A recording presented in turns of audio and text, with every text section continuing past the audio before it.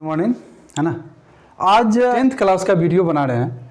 ये मेरा 10वीं क्लास का वीडियो है। टॉपिक है मेरा कार्बन और उसके यौगिक, कार्बनिक यौगिक, है ना। ये सब हायर लेवल में तो हमने बहुत पढ़े हैं और लोअर लेवल में ये बच्चे सब हमको कमेंट करके बताया कि सर एक 10वीं क्लास का एक इसका वीडियो बनाइए, है ना। चलिए हम देखते हैं कार्बन क्या होता है। सबसे पहले सुनिए कि क्या होता है कार्बन। देखिए कार्बन जो है मेरा एक ऐसा तत्व है जो पृथ्वी पर जितने भी पदार्थ पाए जाते हैं हर चीज में मेरा विद्यमान है। कार्बन का मतलब ही होता है काला। जिसको भी हम जलाएंगे, यदि जलाने के बाद उसे काला अवशेष निकला, काला अवशेष पदार्थ बचा, तो उसी को तो हम कार्बन बोलते हैं। कार्बन का मतलब होता है काला, है ना। तो आप किसी भी चीज को जलाइए, चाहे आप लोहा, चलिए कहते हैं कि लोहा बहुत ही ठोस होता है, उसको हम कैसे जलाएंगे। तो लोहा को भी हमने गर्म किया, 1200 डिग्री से 1600 डिग्री टेम्परेचर पर हमने गर्म किया, फिर उससे भी ज्यादा 1800 से 2100 डिग्री टेम्परेचर पर गर्म किया। गर्म करने के बाद ये लोहा मेरा क्या हो जाता है, पानी की तरह हो जाता है। और यदि 2100 डिग्री सेल्सियस से हायर यदि गर्म किया तो ये पानी भी मेरा जल जाएगा और ये काला काला अवशेष पदार्थ बचेगा। क्या ये काला पदार्थ ही तो मेरा कार्बन है ना। तो हम ये कह रहे हैं कि दुनिया में कोई भी पदार्थ है, किसी भी पदार्थ को यदि हम जलाते हैं और जलाने के बाद काला अवशेष पदार्थ बचता है, वही काला अवशेष पदार्थ ही तो मेरा कार्बन है ना। तो हमने ये कहा कि वायुमंडल में बहुत सारे गैस है, बहुत सारे गैसों का मिश्रण है मेरा वायुमंडल में, जिसमें मुख्य रूप से मेरा कौन सी गैस है, नाइट्रोजन, है ना। नाइट्रोजन गैस, ऑक्सीजन गैस, है ना। नाइट्रोजन मेरा कितने प्रतिशत है, मेरा 71% अप्रोक्सीमेटली, मेरा 71% के बराबर है। ऑक्सीजन जो है मेरा, ऑक्सीजन कितने प्रतिशत है, मेरा 21%।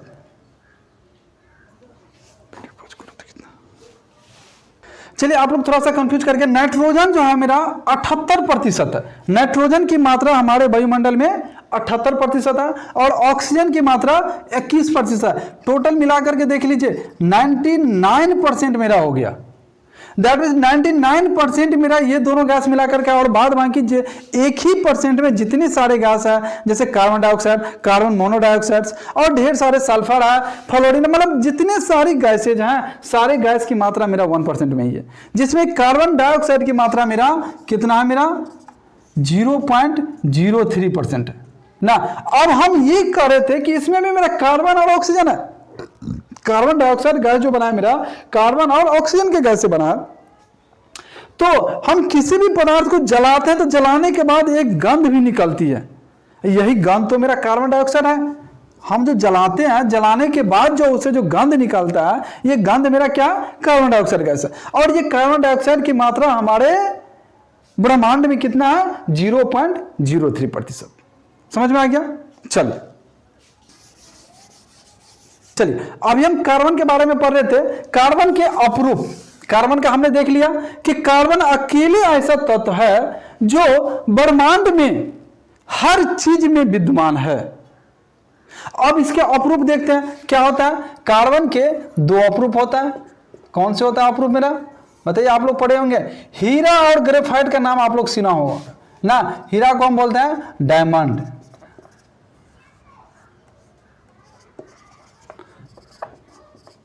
हीरा और ग्रेफाइट, हीरा और ग्रेफाइट, है ना। 2 तरह के मेरा अपरूप होता है, एक होता है हीरा और एक ग्रेफाइट। हीरा क्या होता है मेरा, ठोस होता है, और ग्रेफाइट क्या होता है, मुलायम होता है। इसका स्ट्रक्चर जो होता है मेरा क्रिटिकल स्ट्रक्चर होता है, बहुत ही कॉम्प्लेक्स होता है, और इसका स्ट्रक्चर मेरा सिंपल होता है ना। हीरा ये मेरा क्या होता है, विद्युत के कुचालक, और ग्रेफाइट मेरा सुचालक होता है। ग्रेफाइट में मेरा करंट आता है। आप लोग पेंसिल जो पढ़े होंगे, पेंसिल से जो लिखते हैं तो पेंसिल में क्या रहता है, मेरा ग्रेफाइट ही तो होता है ना, ग्रेफाइट ही होता है मेरा। ये हो गया मेरा इसके 2 अपरूप। चलिए अब देखते हैं उसके कंपाउंड के बारे में। तो चलिए अब हम देखते हैं कार्बन के कंपाउंड। देखिए अकेले कार्बन एक ऐसा तत्व है जो जितने सारे तत्व हैं, वो तत्व जितने कंपाउंड का निर्माण किया, उससे कहीं ज्यादा मेरा कार्बन अकेले कंपाउंड का निर्माण किया, है ना। तो इसी में हम जो कार्बनिक रसायन जो पढ़ते हैं, पूरे इस कार्बनिक रसायन पर ऑर्गेनिक जो केमिस्ट्री है, ऑर्गेनिक केमिस्ट्री में मेरा हम कार्बन के बारे में पढ़ते हैं और उस पर टोटल मेरा एक बुक ही लिखा गया है। दैट मीन्स हजारों से ज्यादा कंपाउंड का मेरा डिस्कवर हो चुका। तो ये मेरा सबसे पुराना कंसेप्ट था। ये कंसेप्ट था मेरा जो प्रयोगशाला में हम कार्बन के कंपाउंड को निर्माण नहीं कर सकते, है ना। सबसे पुराना कंसेप्ट था कि प्रयोगशाला में कंपाउंड हम निर्माण नहीं कर सकते हैं। फिर इसके बाद जीवन वाइटल फोर्स आया, जीवन वाइटल, है ना, जीवन शक्ति का सिद्धांत, वाइटल फोर्स ऑफ थ्योरी। तो उसमें क्या कहा कि नहीं, प्रयोगशाला में भी हम निर्माण कर सकते हैं, कंपाउंड का निर्माण हो सकता है। और सबसे पहला कंपाउंड किसना क्या था मेरा, यूरिया का निर्माण उन्होंने सबसे पहले ओहलर साहब, है ना, कौन से साइंटिस्ट है, ओहलर साहब ने सबसे पहले यूरिया का निर्माण मेरा लेबोरेटरी में प्रयोगशाला में किया। तो यूरिया क्या होता है मेरा, देखिए यूरिया का सूत्र होता है NH2CO NH2, that means diammonium, क्या होगा, इसको हम ए टाइप से लिख सकते हैं, NH2 का होल टू CO, है ना। अमोनिया का 2 पार्ट और CO कार्बन मोनोऑक्साइड और अमोनिया का 2 पार्ट मिलकर के मेरा ये अमोनिया का निर्माण किया। दैट मीन्स उसका स्ट्रक्चर इस टाइप से लिख सकते हैं। कार्बन का मेरा कितने वैलेंसी होता है, 4 वैलेंसी होता है। 4 वैलेंसी इसको हमने पुरा देंगे। अमोनिया का 2 वैलेंसी, दैट मीन्स इसको हम लिख सकते हैं अमोनिया हाइड्रोजन NH3। हम सारे बताएंगे कैसे कैसे उसका बैलेंसी फुलफिल होता है। यहां नाइट्रोजन के 3 बैलेंसी होता है, 3 बैलेंसी मेरा हो गया। अब देखिए यहां पर एक कोऑर्डिनेट बॉन्ड बनाएगा नाइट्रोजन मेरा 5वें कक्षा में है, उसके 12वें कक्षा में मेरा 3 ही इलेक्ट्रॉन होना चाहिए। यहां पर देखिए नाइट्रोजन का 4 हो गया, तो एक मेरा कोऑर्डिनेट बॉन्ड बना देगा, है ना, ये मेरा कोऑर्डिनेट बॉन्ड बना रहा है। तो ये हो गया मेरा अमोनिया का, यूरिया का स्ट्रक्चर। यूरिया का सूत्र होता है NH2CO NH2 या फिर NH2 का होल ट्वाइस CO। चलिए तो चलिए आप देखते हैं केमिस्ट्री जो मेरा कार्बन मेरा किस तरीके से कंपाउंड का निर्माण करता है। तो दैट मीन्स अलग अलग एलिमेंट के साथ वो रिएक्शन करेगा, अलग अलग एलिमेंट के साथ, और किस किस टाइप से रिएक्शन करता है ना। तो कार्बन जो है मेरा सहसंयोजक बंधन ही बनाता है। कार्बन मेरा कौन सी बंधन बनाता है, सहसंयोजक बंधन। और सहसंयोजक बंधन का मतलब क्या होता है कि सह का मतलब ये होता है कि आपस में साझा करना। दैट मीन्स कुछ इलेक्ट्रॉन ये दूसरे कंपाउंड को, दूसरे एलिमेंट को देगा और दूसरे एलिमेंट से कुछ इलेक्ट्रॉन वो लेगा। दैट मीन्स इलेक्ट्रॉन की आपस में साझेदारी करके जो बंधन बनाया, उसी बंधन को हम क्या बोलते हैं, सहसंयोजक बंधन। अब क्वेश्चन आता है कि कितने इलेक्ट्रॉन की साझा होता है, कौन सी इलेक्ट्रॉन को हम साझा करते हैं, कैसे साझा करते हैं। इसके लिए आपको हम बताते हैं कि बाह्यतम कक्षा के इलेक्ट्रॉन, आप याद रखेंगे पीरियोडिक टेबल में आप लोग पढ़े भी होंगे कि बाह्यतम कक्षा के इलेक्ट्रॉन ही मेरा साझा होता है। तो अब क्वेश्चन आया कि बाह्यतम कक्षा के इलेक्ट्रॉन हम कैसे निकालेंगे। तो बाह्यतम कक्षा के इलेक्ट्रॉन निकालने के लिए आपको हम ग्रुप नंबर और पीरियड नंबर, दैट मींस कितने ग्रुप में है, कितने वर्ग में है, उस वर्ग के आधार पर ही हम बाह्यतम कक्षा को निकालते हैं। जिस वर्ग में है उतना ही मेरा बाह्यतम कक्षा का इलेक्ट्रॉन हो गया। जैसे हमने ले लिया ऑक्सीजन की परमाणु संख्या कितनी होती है, 8 कितना हो जाएगा, 2। दैट मीन्स उसका इलेक्ट्रॉनिक कॉन्फ़िगरेशन लिखते हैं 1s2 2s2 2p6 कहां से आ जाएगा, 2 2 4 2p4, तब 8 हो गया ऑक्सीजन के 8, 1s2 2s2 2p4। That means उसके बाह्यतम कक्षा में कितने इलेक्ट्रॉन हो गया, 6 इलेक्ट्रॉन, 1s2, और इसमें 2 में कितने इलेक्ट्रॉन हो गया, 2 और 2 कक्षा। दैट मींस ये होता है मेरा कक्षा, याद रखेंगे कक्षा और उपकक्षा।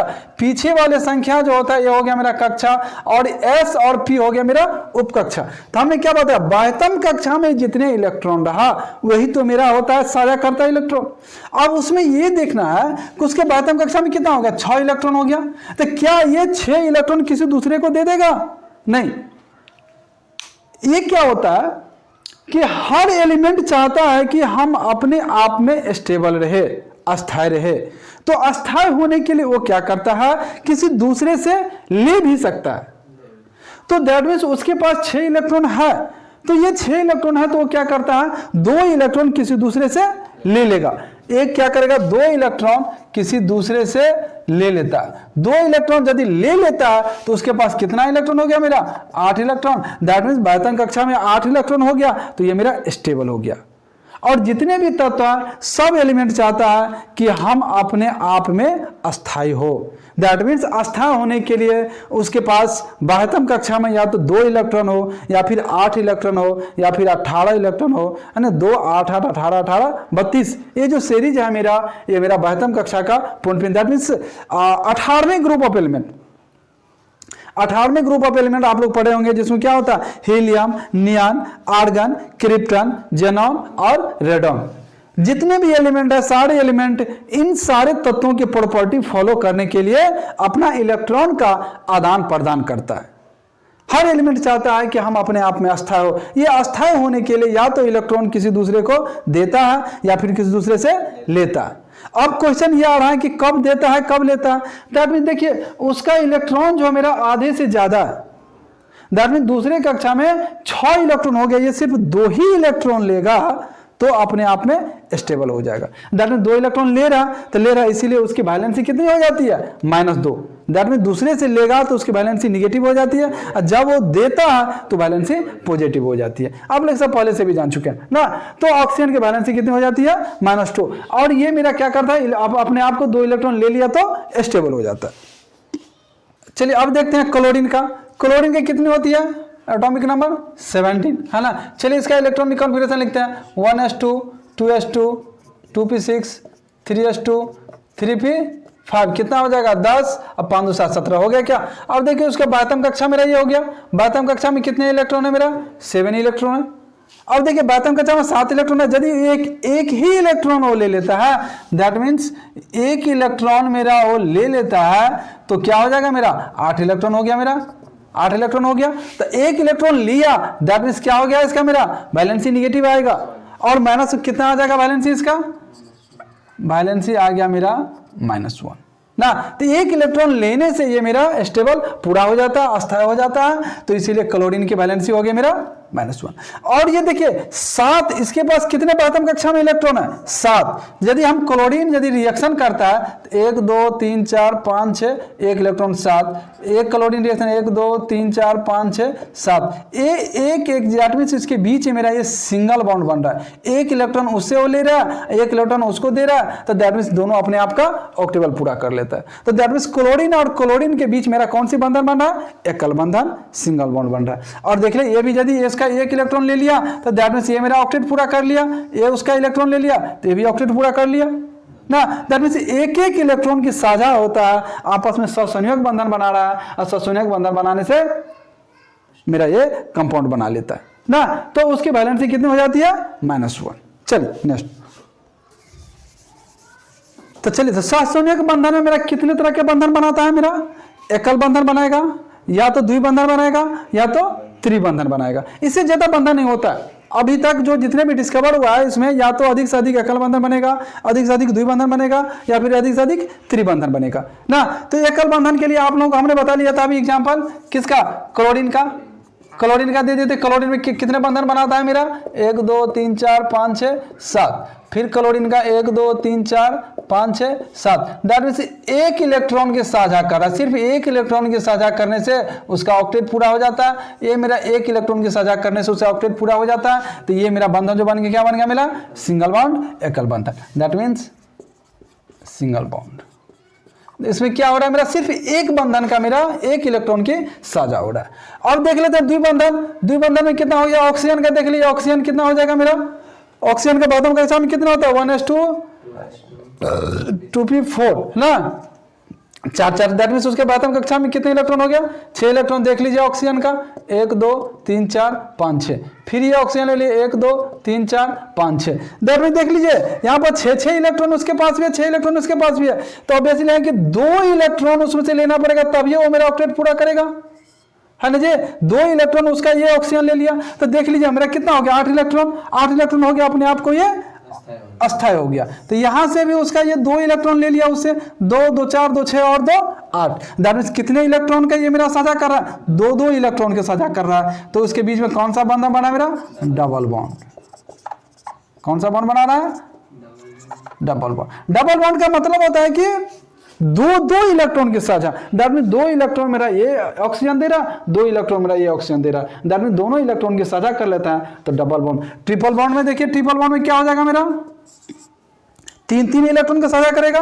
दैट मीन नाइट्रोजन ले लीजिए, नाइट्रोजन में कितना होता है मेरा? 7। देख लीजिए नाइट्रोजन का 7 होता है। बनाया उसका electronic configuration 1s2 2s2 2p3। कितना हो जाएगा मेरा? उसका बातम कक्षा में 5 इलेक्ट्रॉन है। बातम कक्षा में 5 इलेक्ट्रॉन है। चलिए उसका बनाते हैं नाइट्रोजन 1 2 3 4 5, या फिर ऐसे ना बनाएंगे 3 इलेक्ट्रॉन के शेयर करेगा। यहाँ पर हमने 3 इलेक्ट्रॉन दे दिया, 3 4 5। चलिए नाइट्रोजन 1 2 3 4 5 हो गया। क्या हमने क्या कहा? 5 है, उसे 3 इलेक्ट्रॉन लेगा वो, तो 3 इलेक्ट्रॉन ले रहा है। तो देखिए मेरा ऑक्टेट पूरा कर दिया। कितना हो जाएगा? 3 3 6 और 2 8। 3 3 इलेक्ट्रॉन का मेरा ये साझा कर रहा है, और ये नाइट्रोजन जो है मेरा 3 इलेक्ट्रॉन के साझा कर रहा है। दैट मीन्स उसे मेरा ये बना लिया कंस्ट्रक्शन। तो यहाँ पर देखिए मेरा 3 इलेक्ट्रॉन का साझा हो रहा है, यहाँ पर 2 इलेक्ट्रॉन का साझा हो रहा है, यहाँ पर 1 इलेक्ट्रॉन का साझा हो रहा है। तो दैट मीन्स 3 3 इलेक्ट्रॉन का साझा हो रहा है। इसको हम क्या बोलेंगे? हम ट्रिपल बॉन्ड। डबल बॉन्ड हो गया ये मेरा। कितना हो गया? Triple bond. चलिए देखिए, और ये जो ऑक्टेट पूरा करता है मेरा, ऑक्टेट पूरा करने के लिए आपको हम बताए हैं कि उसके बाह्यतम कक्षा जो मेरा 18th ग्रुप ऑफ एलिमेंट की प्रॉपर्टी को फॉलो करता है ना। या मीन्स उसके बाह्यतम कक्षा में 2 8 8 18 18 जो होता है ये मेरा होना चाहिए। तो यही सारे कंपाउंड जो है वो मेरा ऑक्टेट पूरा करता है। और ये स्ट्रक्चर देखिए, हम एक एग्जांपल ले रहे हैं H2O का। ये क्या मेरा? H2O। दैट मींस H2O किसको बोलते हैं? वाटर का, जल है ना। जल का अनुसूत्र होता है मेरा H2O। H2O में क्या है मेरा? 2 भाग हाइड्रोजन और 1 भाग ऑक्सीजन मिलने से जल का निर्माण होता है। तो देखते हैं उसका स्ट्रक्चर। देखिए कैसे कैसे स्ट्रक्चर बनता है। ऑक्सीजन है मेरा। चलिए ऑक्सीजन पर 1 2 3 4। ऑक्सीजन के बाह्यतम कक्षा में कितने इलेक्ट्रॉन? 6 इलेक्ट्रॉन। 2 2 4 5 6। चलिए एक हमने ले लेते हैं यहाँ हाइड्रोजन, एक ले लेते हैं हमने यहाँ हाइड्रोजन। देखिए उसके हाइड्रोजन के पास 1 1 इलेक्ट्रॉन है। 1 1 इलेक्ट्रॉन का ये मेरा शेयर कर लेता है। देखिए कैसे शेयर करेगा ये मेरा? ये इससे शेयर कर, इससे शेयर कर लेता है। अब देख लीजिए ऑक्सीजन के पास कितना इलेक्ट्रॉन हो गया मेरा? 1 2 3 4 5 6 7 और 1 इलेक्ट्रॉन यहां से लिया तो 8 इलेक्ट्रॉन। दैट मीन्स ऑक्सीजन जो है मेरा 8 इलेक्ट्रॉन उसका हो गया। कैसे कैसे मेरा शेयर किया जाए? देख लीजिए ये सारे इन हाइड्रोजन से भी, इन हाइड्रोजन से भी ले लिया। तो देखिए कितना हो गया? 1 2 3 4 5 6 7 8। ऑक्सीजन का ऑक्टेट पूरा हो गया मेरा। और ये हाइड्रोजन है, हाइड्रोजन का 1 इलेक्ट्रॉन है, 1 इलेक्ट्रॉन उसे ले लिया। ये मेरा ऑक्टेट हाइड्रोजन का भी 2 हो गया, इससे भी ये ले लिया। मेरा ऑक्टेट पूरा हो गया। दैट मीन सारे एलिमेंट का मेरा ऑक्टेट पूरा हो गया। देखिए यहाँ पर हमने एक टेढ़ा बनाए हैं। दैट मीन्स उसका स्ट्रक्चर हमने बनाया है, ऐसे स्ट्रक्चर बनाए हैं। आपके सिलेबस से या हायर है। इसका स्ट्रक्चर जो होता है मेरा बेंट होता है। उसके बीच का कोण जो होता है मेरा 102.9 डिग्री होता है। 102.9 डिग्री अप्रोक्सीमेटली 102 के बराबर होता है। ये मेरा बेंट स्ट्रक्चर होता है, कोण के आकार का होता है वाटर का ना। चलिए अब नेक्स्ट देखते हैं अमोनिया का। चलिए अब हम देखते हैं अमोनिया का। अमोनिया कितना आता है? NH3। नाइट्रोजन के बाह्यतम कक्षा में कितने इलेक्ट्रॉन? 5 इलेक्ट्रॉन है ना। 1 2 3 4 चलिए 5। H3 हाइड्रोजन कितना होगा? 3 का हाइड्रोजन ले लेते हैं।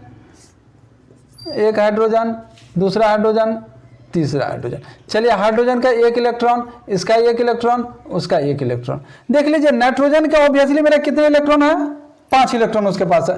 और 1 इलेक्ट्रॉन उस हाइड्रोजन से, 1 इलेक्ट्रॉन इस हाइड्रोजन से, 1 इलेक्ट्रॉन इस हाइड्रोजन से, तीनों से यदि मेरा 1 1 इलेक्ट्रॉन ले लिया तो नाइट्रोजन मेरा स्टेबल हो गया। तो चलिए 1 इलेक्ट्रॉन कैसे कैसे हम ले रहे हैं? देखिए यहां से 1 इलेक्ट्रॉन उसका ये ले लिया तो इससे ये मेरा सिंगल बॉन्ड बना लिया। हाइड्रोजन ये दोनों मिल करके बना लिया मेरा। ये 1 इलेक्ट्रॉन उसे ले लिया, यहाँ पर दे दीजिए, यहाँ दे दीजिए। उसका 3 इलेक्ट्रॉन, 1 2 3, 1 इलेक्ट्रॉन यहाँ, 1 इलेक्ट्रॉन यहाँ, 1 इलेक्ट्रॉन यहाँ कर दिए, 3 हो गया मेरा। चलिए यहाँ 1 इलेक्ट्रॉन दिया, 1 इलेक्ट्रॉन मेरा पूरा कर लिया और ये इलेक्ट्रॉन मेरा पूरा कर लिया। चलिए अब देख लिया आ गया क्या मेरा, यहां से सिंगल बॉन्ड बना लिया, ए मेरा सिंगल बॉन्ड बनाने एक एक इलेक्ट्रॉन करके ये मेरा सिंगल बना लिया। और ये नाइट्रोजन जो है मेरा, नाइट्रोजन क्या करेगा, सारे हाइड्रोजन से एक एक इलेक्ट्रॉन ले लेता है, तो मेरा ये स्टेबल हो जाता है, 8 इलेक्ट्रॉन उसको हो गया मेरा ये 5 6 7 8, दैट मीन सारे मेरा स्टेबल हो गया। चलिए CO2 है, कार्बन हो गया, कार्बन के पास कितने इलेक्ट्रॉन है, प्रथम कक्षा में 4 इलेक्ट्रॉन है, दैट मीन्स कितना हो गया ये मेरा 4 इलेक्ट्रॉन के ये मेरा शेयर बनेगा, तो कार्बन के 8 इलेक्ट्रॉन, देखिए ऑक्सीजन के साथ मेरा डबल बॉन्ड बना रहा है, ये मेरा डबल बॉन्ड बना रहा है मेरा, है ना। इसी तरीके से S8, देखिए ये स्ट्रक्चर बहुत इंपॉर्टेंट है, आप लोग याद रखेंगे कैसे हमने स्ट्रक्चर बनाया है मेरा, है ना, कैसे बनाया। S8 हमने 5 सल्फर हमने एक बार दे दिया, बेंट आकार से हमने दे दिया, और 3 सल्फर मेरा नीचे से दे दिया, और ये मेरा इस तरीके से सारे एक दूसरे से मेरा लिंकिंग है ना। तो सल्फर के पास कितने, बातों कक्षा में 6 इलेक्ट्रॉन, तो 6 इलेक्ट्रॉन हमने दे दिया, 2 इलेक्ट्रॉन मेरा दोनों सल्फर से अटैच हो गया, मेरा ऑक्टेट पूरा कर लिया। इस तरीके से ये रहा मेरा S8 का स्ट्रक्चर।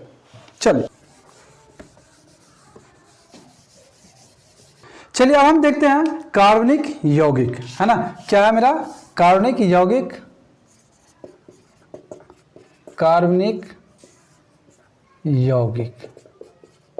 देखिए कार्बनिक यौगिक क्या होता है मेरा, इसमें मेरा हम 3 तरह के पढ़ते हैं कार्बनिक यौगिक, एल्केन, एल्कीन और एल्काइन। याद रखेंगे एल्केन, है ना, एल्केन हम याद रखेंगे, एल्केन दैट मीन्स ANE उसमें प्रत्यय लगा हुआ है, बस इतना ही याद रखेंगे, ANE प्रत्यय, ANE याद रखेंगे। एल्केन, एल्कीन, एल्कीन में मेरा ENE प्रत्यय लगा हुआ है, और एल्काइन में YNE प्रत्यय लगा हुआ है ना। एल्केन, एल्कीन और एल्काइन, है ना। देखिए हिंदी नाम से थोड़ा सा कंफ्यूज हो रहा है, लेकिन इंग्लिश में मेरा देखिए एल्केन, ANE प्रत्यय लगा है, इसमें ENE प्रत्यय लगा है, उसमें YNE लगा हुआ है, नाम से बिल्कुल स्पष्ट है, ANE, ENE और YNE। और क्या होता है एल्केन, एल्कीन और एल्काइन, 3 तरह के कंपाउंड ही मेरा बनाएगा कार्बनिक यौगिक में, या तो एल्केन की संरचना होगा, या तो एल्कीन की संरचना होगा, या तो एल्केन की संरचना होगा। देखिए तीनों मेरा बिल्कुल एक दूसरे से मिलता जुलता है। एल्केन में क्या बनाएगा मेरा, सिंगल बॉन्ड बनाएगा, इसमें मेरा डबल बॉन्ड बनाएगा, एल्काइन में ट्रिपल बॉन्ड बनाएगा। देख लीजिए सारे यदि हम कंपैरिजन करके पढ़ते हैं तो कभी नहीं भूलेंगे। एल्केन, इसके मेरा लास्टली में मेरा ANE होता है, उसके लास्टली में ENE होता है, उसके लास्ट में YNE होता है। एन मेरा सिंगल बॉन्ड बनाएगा, ENE डबल बॉन्ड बनाएगा, YNE ट्रिपल बॉन्ड बनाएगा। इसका समान सूत्र कितना होता है मेरा, CnH2n +2, ये होता है CnH2n +2, दैट मीन्स n की जगह पर यहां पर हम क्या लेते हैं, 1 लेते हैं, तो पहला कितना हो जाएगा मेरा CH4 हो गया क्या। यदि n = 1 लिए तो CH4, इसका नाम क्या हो गया मेरा, मीथेन, जो हम बाद में बताएंगे। यदि n यहां इसका समान सूत्र कितना हो जाएगा मेरा, 2 वैल्यू है CnH2n, दैट मीन्स यहां पर यदि n = 1 लेते हैं तो CH2 हो गया, जो कि मेरा कंपाउंड नहीं बनाएगा। कार्बन को कंपाउंड बनाने के लिए कम से कम 4 वैलेंसी उसको चाहिए, तो यहां पर n = 1 लेकर के यहां पर n = 2 लेते हैं, तो दैट मीन्स C2H4।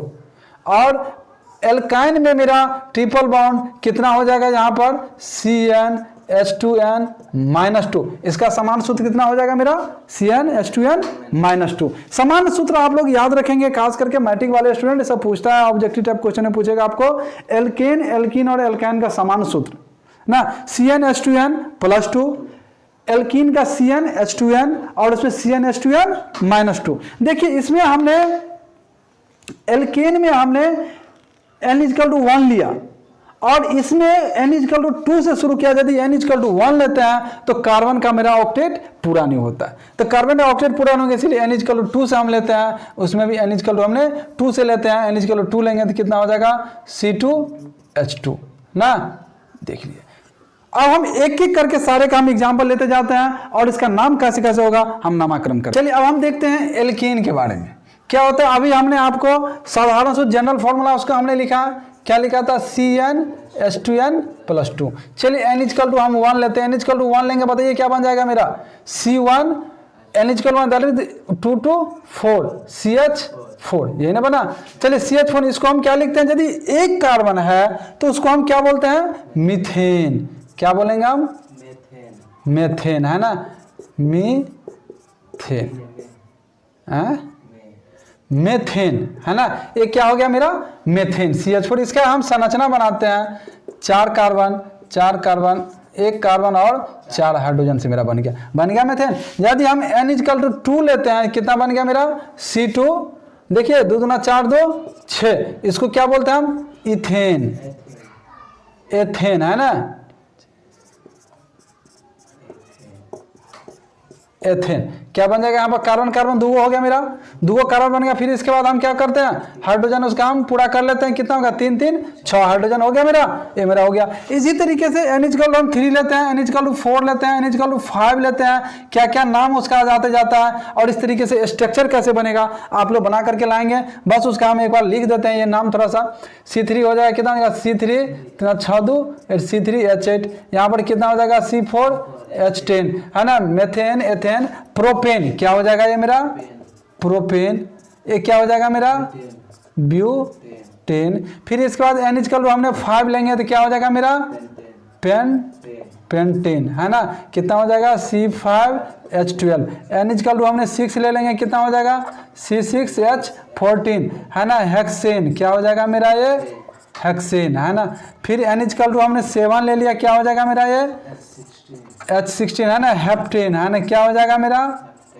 हेप्टेन, है ना। इसी तरीके से NH 8 लेंगे तो ऑक्टेन, NH 9 लेंगे तो नोनेन, और NH 10 लेंगे तो डेकेन, है ना। ये सिंपल था मेरा एल्केन में, जो इसमें कोई बहुत ज्यादा दिमाग लगाने वाली बात नहीं था। NH 1 2 3 लिखते जाएंगे, methane, ethane, propane, butane, pentane, hexane, heptane, octane, नोनेन और डेकेन, है ना। और इसका ये मेरा समान सूत्र सबका हम जो संरचना सबका हम बना लेंगे। संरचना में कुछ नहीं है, जितने कार्बन है उतना कार्बन दे देंगे और उसके अगल बगल में हम हाइड्रोजन लगा देंगे। कार्बन के मेरा जो 4 वैलेंसी होता है वो वैलेंसी हम पूरा कर देंगे, अपने आप मेरा ऑक्टेट पूरा हो जाता है ना। चलिए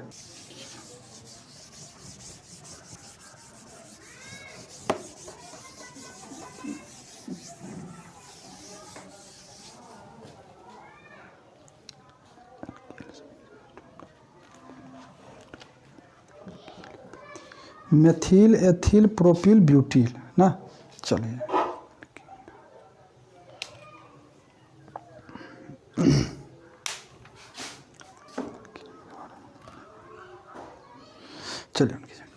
चलिए अभी हमने एल्केन के बारे में पढ़ लिया। एल्केन के समान सूत्र होता था मेरा CnH2n+2।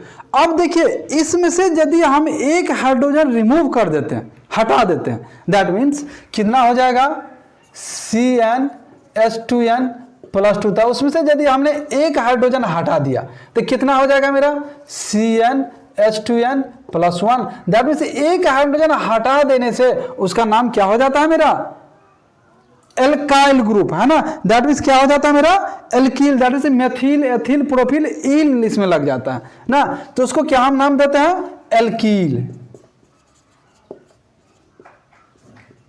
एल्कील, है ना। तो चलिए हम देख लेते हैं उस पर क्या नाम हो जाता है। देखिए ये मेरा फंक्शनल ग्रुप, इसके साथ जो हम अलग अलग फंक्शनल ग्रुप लगाते जाते हैं तो उसका नाम भी मेरा चेंज होते जाता है।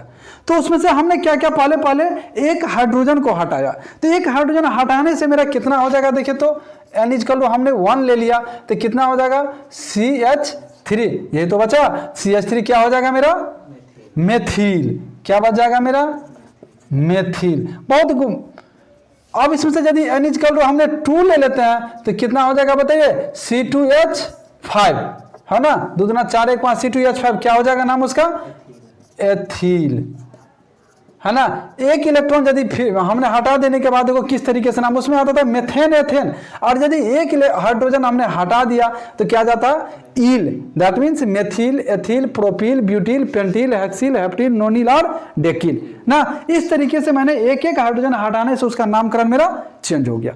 चलिए अभी तो हमने क्या किया था, एक हाइड्रोजन सिर्फ हमने हटाया। अब क्या करते हैं, उसके बीच में यदि हम कोई अलग से कोई हम जोड़ देते हैं, फंक्शनल ग्रुप अलग से लगा देते हैं, तो उसका नामकरण हम कैसे करते हैं ना। IUPAC नोमेनक्लेचर हमने क्या कहा, आईयूपीएसी नोमेनक्लेचर है ना, कैसे उसका नामकरण करेंगे। अभी तक हमने देखा था आपको कि एक हाइड्रोजन हटा देने से उसका नाम क्या हो जाता था, मेथिल, एथिल, दैट मींस ईल लग जाता था उसमें। अब देखिए इतने सारे, इतना बड़ा चेन है, ये मेरा क्या एक चेन में सब मेरे एक दूसरे से जुटा हुआ है। टोटल कितना कार्बन हो गया देखिए तो 1 2 3 4 5 6 7 8, ये तो मेरा मेन चेन हो गया। और उसमें एक मेरा ब्रांच लगा हुआ है। ब्रांच और मेन का मतलब ये हो गया कि इसकी में कहीं से बीच में जुटा हुआ रहे, तो इसको हम बोलते हैं ब्रांच।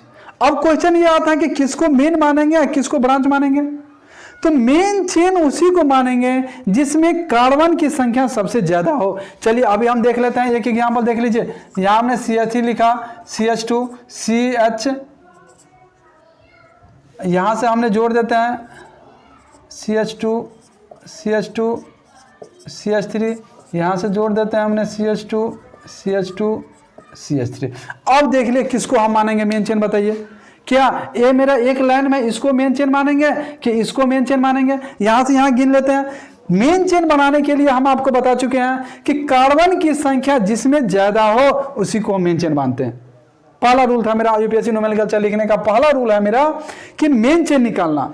तो मेन चेन उसी को मानेंगे जिसमें कार्बन की संख्या सबसे ज्यादा हो। देखिए 1 2 3 4 5 6 7 ऐसे लेते तो 7 को होता, 1 2 3 4 5 6, इधर 6 ही होता, 1 2 3 4 5 6, इधर भी 6 ही होता। तो दैट मीन्स इधर से इधर जो ले रहे हैं तो ये मेरा हो गया मेन चेन। पहला काम मेरा ये हो गया कि मेन चेन फाइंड आउट करना। इसमें मेन चेन फाइंड आउट करेंगे हम तो मेरा कितने हो जाएगा, मेरा ये मेन चेन हो गया, कोई दिक्कत। अब यदि मेन चेन फाइंड आउट हो गया तब उसमें हम देखते हैं कि ब्रांच। अब ब्रांच का पोजीशन हम उधर से काउंट करेंगे जिधर से ब्रांच का पोजीशन मेरा सबसे मिनिमम आनी चाहिए। याद रखेंगे, बहुत इंपॉर्टेंट पॉइंट है मेरा ये। ब्रांच हम उधर से काउंट करते हैं जिधर से ब्रांच का पोजीशन, मेरा ब्रांच की स्थिति मेरा सबसे कम आनी चाहिए। अब हम चलिए गिनती करते हैं। उसमें पहले वाले में देखिए इधर से यदि काउंट करते हैं तो 1 2 3 4 चौथे पोजीशन पर, 1 2 3 4 5, इधर से आते हैं तो 5वें पोजीशन पर। क्या हम इधर से काउंट करेंगे? इधर से यदि काउंट करते हैं, इधर से काउंट करते हैं तो ये मेरा 5वें पोजीशन पर आता है, इधर से काउंट करते हैं तो ये मेरा चौथे पोजीशन पर आता है। तो अब हम आपको क्या बताए हैं, काउंट जिधर से करेंगे जिधर से ब्रांच का पोजीशन मेरा छोटा हो, जिससे कम हो। ब्रांच ये मेरा और ये मेरा हो गया ब्रांच, इसको हम लिख लेते हैं मेन चेन। ये हो गया मेरा, और ये जो हो गया मेरा हो गया ब्रांच में। क्या हो गया मेरा? ब्रांच। मेन और ब्रांच आप लोग समझ रहे हैं। ब्रांच का मतलब हो गया शाखा और मेन का मतलब हो गया मेन लाइन। तो हम काउंटिंग इधर से करते हैं जिधर से ब्रांच की मेरा कम पोजीशन पर आवे। अब इसमें हम किधर से काउंटिंग करेंगे? ये मेरा सही है, सही काउंट है। इधर से करना मेरा ये गलत हो जाएगा, कोई दिक्कत? ये मेरा गलत हो जाएगा, ये मेरा सही हो जाएगा। चलिए अब हम इधर से काउंट कर रहे हैं। इधर से काउंट करेंगे तो मेरा कितने पोजीशन पर आ गया? मेरा चौथे पोजीशन पर। और इधर से हम काउंट कर रहे हैं तो मेरा आ गया 5वें पोजीशन पर आ रहा है। तो दैट मीन्स ये काउंटिंग मेरा सही है। चलिए अब हम इधर से इसमें देख लेते हैं। 1 2 3 4, इधर मेरा चौथे पोजीशन में ब्रांच है, नहीं इधर चौथे पोजीशन में ब्रांच आ गया। मेरा ब्रांच मेरा ये हो गया, मेन चेन मेरा ये हो गया। देख लीजिए, कंफ्यूज ना करेंगे, ये मेरा हो गया मेन चेन और ये हो गया मेरा ब्रांच। ये क्या हो जाएगा मेरा? ब्रांच। याद रखेंगे, मेन और ब्रांच में कोई दिक्कत नहीं होनी चाहिए।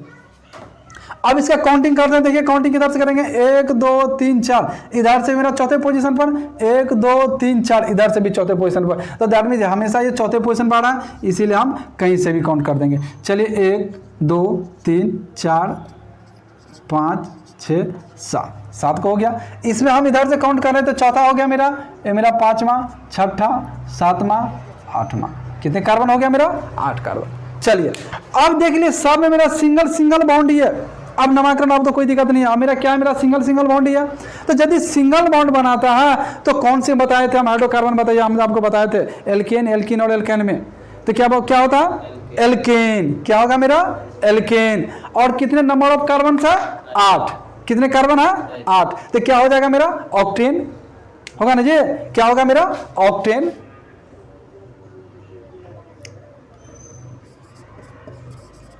चलिए घोंच पोच ना करेंगे, ऑक्टेन ये मेरा होगा। चलिए उसको हम ऊपर में लिख देते हैं, है ना, इसको क्या लिख देते हैं हम, ऊपर में लिख देते हैं। और कितने पर मेरा है, मेरा ये ब्रांच कितने पर है, ब्रांच कितने पोजीशन पर है, 1 2 3 4, चौथे पोजीशन पर है मेरा। और ब्रांच है मेरा, एक हाइड्रोजन कम होता है ब्रांच में, तो दैट मींस उसको क्या लिखेंगे हम, 4 मिथाइल 4 मिथाइल और कितना हो जाएगा, octane, 4 methyl octane. That means उसको हम ये लिख सकते हैं, देखिए बीच में मेरा कोई गैप नहीं है और कोई स्मॉल है, कोई कैपिटल नहीं है। हमने एक बार लिखना शुरू किया, यहां से यहां तक लिखते, बीच में कोई गैप नहीं है। लिखने का तरीका आप लोग सीखेंगे कि बीच में मेरा कोई गैप नहीं है। 4 मेथाइल ऑक्टेन, नाम इसका क्या हो गया मेरा, 4 मेथाइल ऑक्टेन। अब देखिए उसका हम नामकरण करते हैं, उसमें नामकरण में क्या बताते हैं, यहां पर 7 कार्बन है, 7 कार्बन है तो क्या हो जाएगा मेरा 7 हेप्टेन, क्या हो जाएगा हेप्टेन। और कितने पर मेरा ब्रांच है, चौथे पर। और देखिए ब्रांच का भी तो नाम लिखेंगे, ब्रांच में कितने कार्बन आएगा, 2 हो जाएगा मेरा, तो मेथाइल एथाइल हो जाएगा, क्या हो जाएगा एथाइल। तो कितने पर, 4 पर है, तो 4 एथाइल, 4 एथाइल और क्या हेप्टेन, 4 एथाइल हेप्टेन। कोई दिक्कत। अभी तक हम आप लोगों को बता चुके हैं कि मेन श्रृंखला कैसे हम चूज करते हैं और शाखा श्रृंखला कैसे चूज करते हैं। मेन श्रृंखला और शाखा श्रृंखला चूज करने के बाद यदि शाखा मेरा, गौर से सुनेंगे, यदि शाखा मेरा 2-2 बार आ जाता है, एक ही पोजीशन पर मेरा 2-2 बार आ जाता है, यहीं से यदि हम एक और लगा लेते हैं शाखा, 4 ही पर यदि हम लगा लेते हैं, देखिए इसी एग्जाम्पल में यहां से यदि हम एक और शाखा इसी में लगा देते हैं, तब क्या नामांकन हो जाएगा। गौर से देखेंगे, बहुत ही आसान है। इसी में यदि हम एक और शाखा यहां से लगा देते हैं, एक लगा देते हैं CH3, चलिए अब देखिए कितना हो जाएगा बताइए। तो यहां से हमको एक हाइड्रोजन हटाना पड़ेगा, है ना। चलिए ये भी पॉसिबल है, यहां से यदि हम एक हाइड्रोजन हटा देते हैं तब उसका नाम क्या हो जाएगा। तो यहां तो ब्रांच मेरा 2-2 ब्रांच हो गया। अब किस ब्रांच का हम नाम लिखेंगे पहले, किसके बाद में लिखते हैं, देखिए नाम उसका कैसे बदल जाता है। ऑलरेडी मेन ब्रांच तो मेरा है ही, यहां पर कैसे बदल जाएगा, एक क्या हो जाएगा मेरा मेथाइल, एक क्या था मेरा एथाइल। तो 4-4 पर था मेरा, 4-4 क्या हो जाएगा मेरा। यहां हम कर लेते हैं अल्फाबेटिकल ऑर्डर, याद रखेंगे।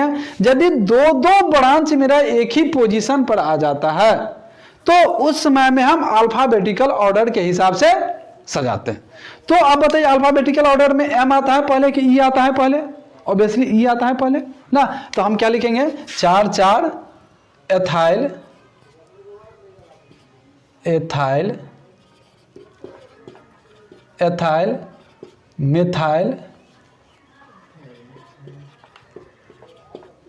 ना, 4-4 हमने या 4 एथाइल 4 मेथाइल ये भी लिख सकते थे, यानी तो दोनों का हमने लिख दिया 4,4 ऐसे लिखिए, 4,4 डैश एथाइल मेथाइल। इसका मतलब ये हो गया कि 4 पर मेरा एथाइल भी है और 4 पर मेथाइल भी है ना, या फिर 4 एथाइल 4 मेथाइल भी इसको लिख सकते थे। 4 एथाइल 4 मेथाइल, इसके बाद कितना 7 है, तो क्या हो जाएगा हेप्टेन।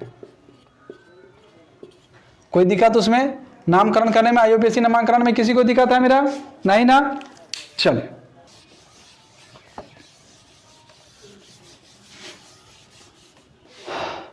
एल्केन के बारे में हमने पढ़ लिया था। अब हम देखते हैं एल्कीन, है ना, ENE, है ना, ENE एल्कीन।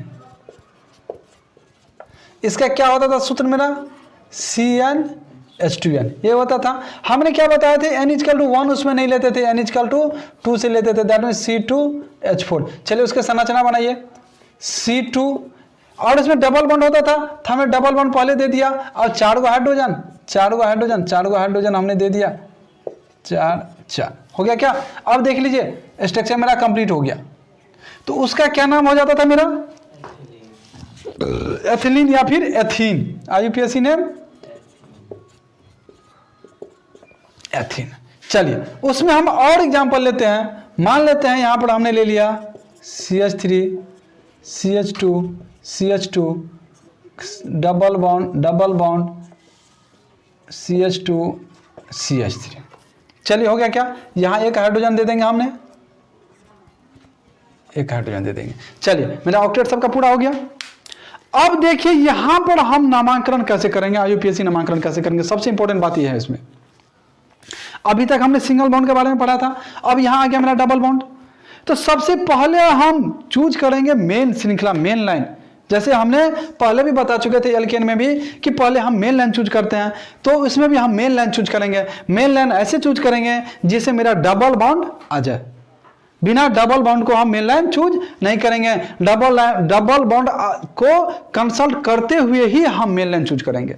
तो यहां हमने मेन लाइन चूज कर लिया, तो चलिए ए मेरा हो गया मेन लाइन। चलिए फिर इसके बाद क्या करते हैं, काउंटिंग करते हैं। काउंटिंग ऐसे करेंगे जिसमें डबल बॉन्ड की मेरा जो पोजीशन होगा वो कम होनी चाहिए, डबल बॉन्ड की पोजीशन मेरा कम होनी चाहिए। चलिए हम इधर से काउंट करते हैं, 1 2 3, तीसरा पर मेरा डबल बॉन्ड है।